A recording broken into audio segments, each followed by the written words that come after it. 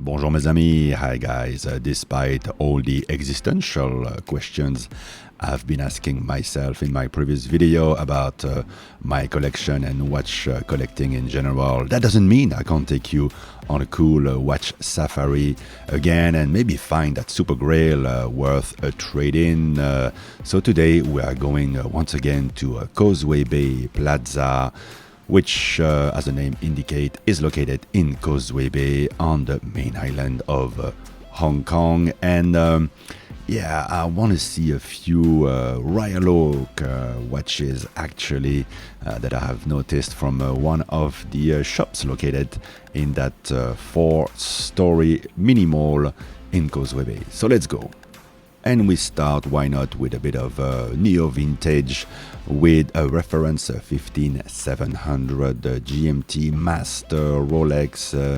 I love the perfect fade on the red portion of that bezel. This is the transition reference 15700 here proposed at just under 10,000 US. Transition means some upgrades, but you can't individually set the GMT hand. Very attractive, and it has a spider dial, so some sort of damage to the dial that's in itself sort of attractive. More modern, the CHNR, the root B, is falling below the increased retail prices, and pretty steady.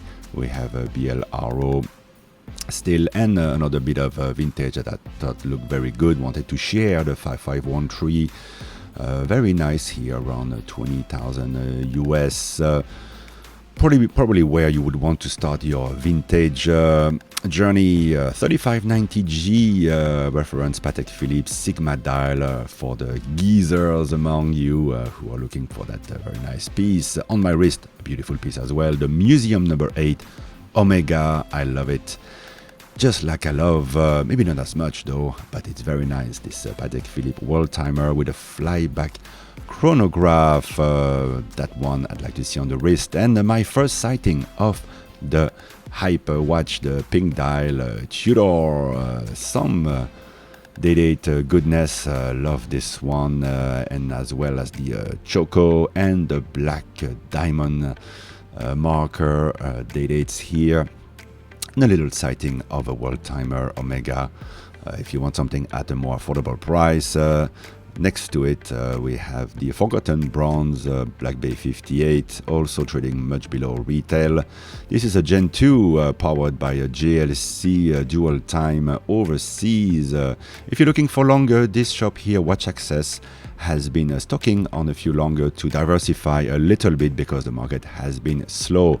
Almost half retail or below half retail for this perpetual calendar and a couple of chronographs. You get the choice of the blue or the salmon dial as well. I think those two trade steeply below retail, so not everything Patek is high priced. But anyway, I came to this shop to check out the mid-size 39 and 38 millimeter Royal Oaks. So we have a few here. We have the 15300 with the almost white dial.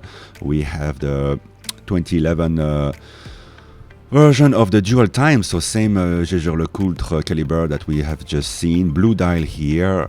We have a very attractive sort of bronze chocolate chronograph from the same year. The 16202, the new model, that's the one everybody wants, I suppose. And the 38 millimeter chronograph, very attractive. But when we look at the Nautilus next to Royal Oaks, they're so voluptuous.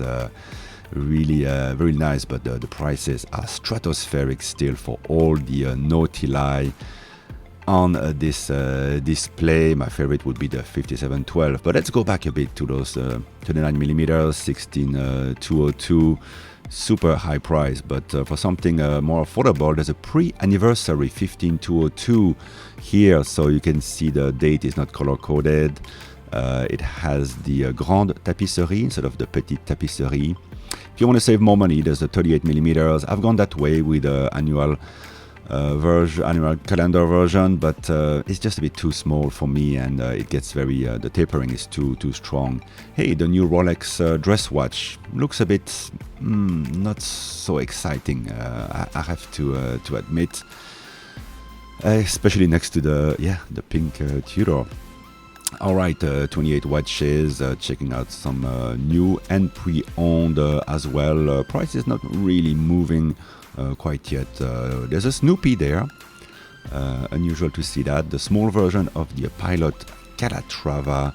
And very nice here, 15,300 once again, Jaeger LeCoultre power.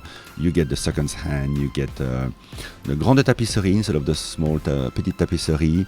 But these are wearing very nice. And on my list of grails, this one here caught my eye. Just gorgeous, gorgeous full gold Daytona, a bit of a funky Bulgari. As well, not as attractive, of course. And I really like, I don't know if it's the angle or something, this Zenith powered Daytona as well. Very cool, grail-worthy type of watch. Lots of watches on display, as you can see, and we can compare the Mark 1 prices here, not really changing much.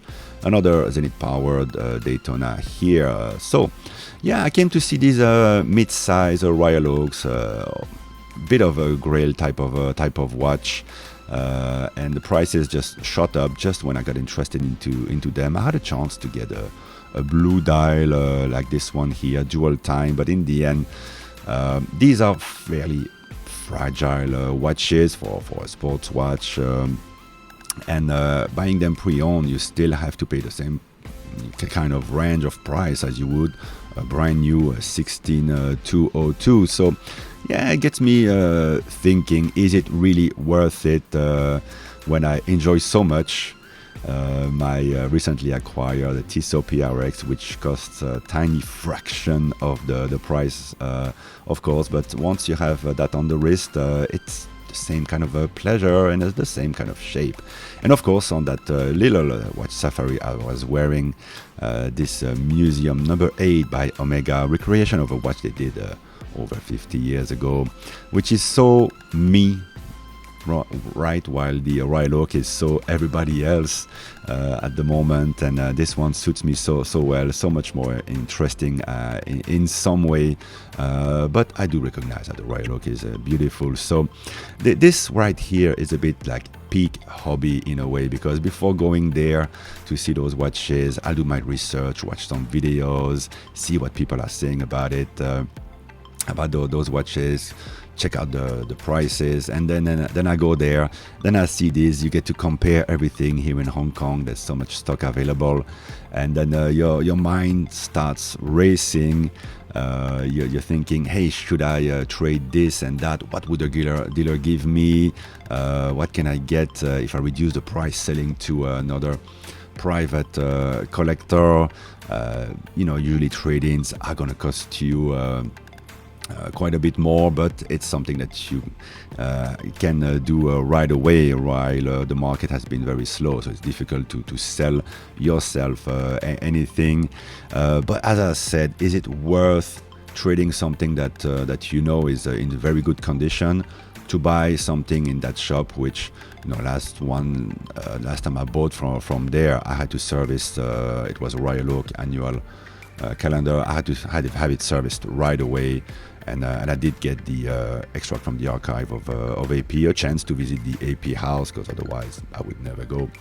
But yeah, is it worth spending so much money, putting so much of the value of your collection in one piece, if you can't even get it brand new? So it's those sort of ideas, I'm sure that you also jostle with as you comparing watches online or in person, or while you are watching my watch safaris.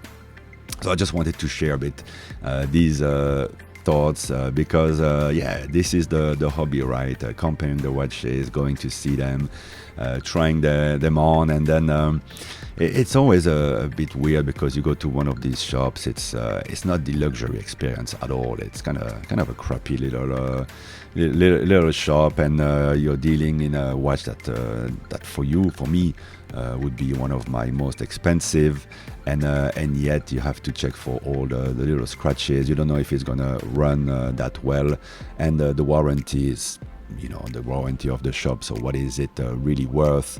Would I really want them to open up the watch, or would I rather spend a bit of money to have the brand do it? So there you go, a little insight into what I'm thinking as I'm going there. In the end, I decided the shop was a bit busy anyway, not to go in, not to try it, and just delay a bit more, because these are not new watches. They've been there for over 10 years. Well, they've been around for over 10 years, and I'm sure that there will be more as people are reducing their collections and selling out pieces. But there you go. If you're looking for some Patek, some AP, some Lange, some Rolex, of course, that place, Causeway Bay Plaza, is easy to reach. I think it's exit C or B from the subway, the MTR here in Hong Kong.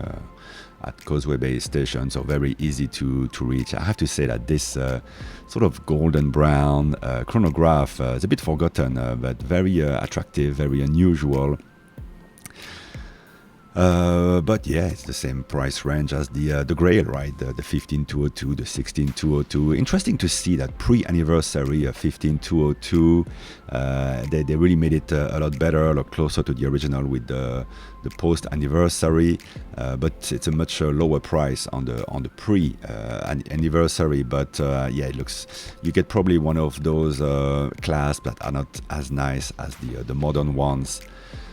So I feel a bit too much money for something that, well, if you really enjoy the vintage, a new vintage, it's great, but it's not to everybody's taste. And I tried that. I tried it, and after a while, I decided to sell that Royal Oak that I had. But yeah, never say never. A bit out of my price range. I'd rather be able to cull the collection first before thinking of adding the right one.